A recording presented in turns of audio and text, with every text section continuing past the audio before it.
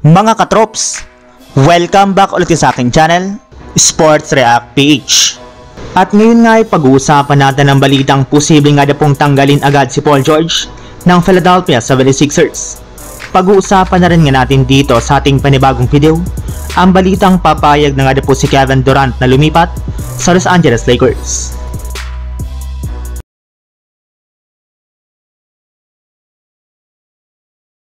Ayon nga po mga katrop sa isang NBA analyst, sa pinapakitang performance pala nga po ngayon ng Philadelphia 76ers ay nangangamoy na nga po na ayaw na ng kanilang team na manalo at makaangat pa sa standings ng Eastern Conference.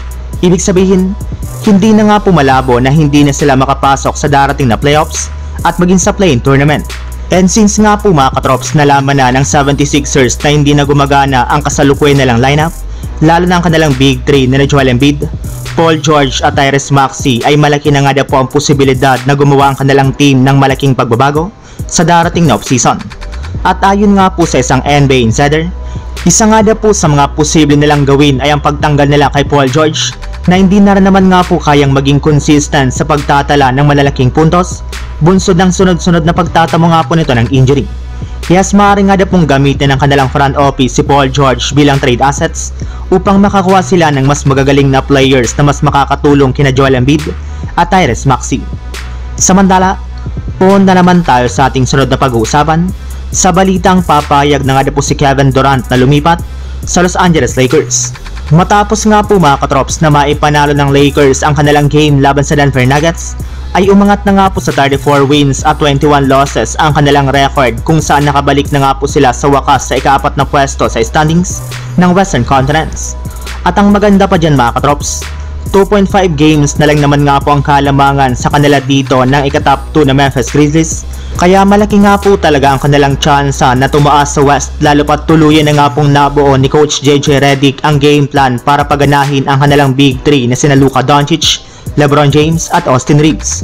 Pero maaari para naman nga po na mas lalo pang mag-improve ang kanilang big 3 sa inaasahang pagsali dito ni Kevin Durant na gusto nang umalis sa Phoenix Suns matapos matalo itong muli sa kanilang game laban sa Toronto Raptors. Yes, na-upset na naman nga po sila ng mas mahinang kupunan ngayong araw na siyang dahilan ng pagbagsak na naman ng kanilang record sa 27 wins at 30 losses bilang ika-top 11 sa standings ng Western Conference. At sa ipinapagitang performance pala nga po ng Suns, ay maaari nga po talaga na umalis na si Kevin Durant kapag hindi sila nakapasok sa playoffs ngayong taon, at maaari nga po na lumipat na lang siya sa ibang team kagaya ng Lakers na makapagbibigay sa kanya ng mas mataas na tsansa na makakuha ng kampiyonato. So yun lang mga katrops, ang handog kong story ngayong araw.